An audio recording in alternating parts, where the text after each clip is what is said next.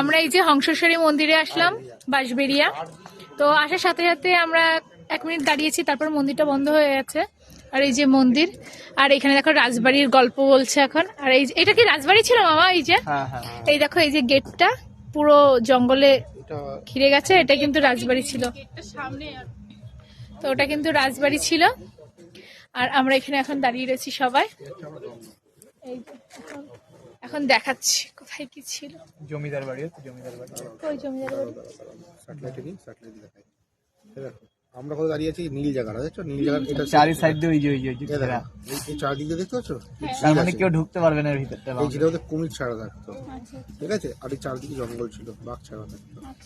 এখানে বাঘ ছিল? হ্যাঁ, এই যে মন্দিরটা আছে, এই যে মন্দিরটা আমরা দাঁড়িয়ে আছি, এই মন্দির, এই মন্দিরের তলা দিয়ে, এই মন্দিরের তলা দিয়ে ঝিলের পথ হয়ে সোজা 4 কিলোমিটার দূরে আছে গঙ্গা।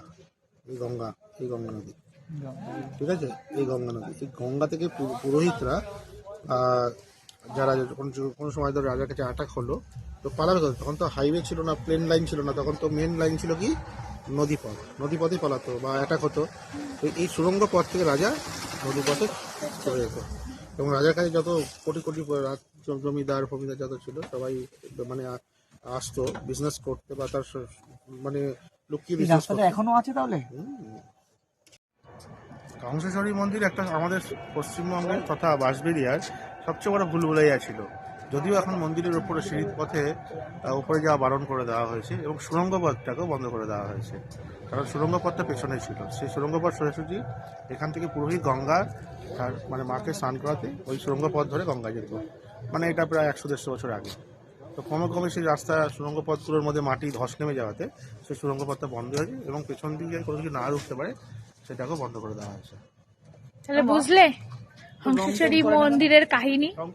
এই যে সেই মন্দিরটা, আর এটা কিন্তু সেই রাজবাড়ি ছিল, এখানটা বাগান ছিল। এই যে দেখছো, এটা এই ফাঁকা জায়গাটা, এটা কিন্তু ফুল বাগান ছিল, বলো মামা। আর এখন জঙ্গল হয়ে রয়েছে।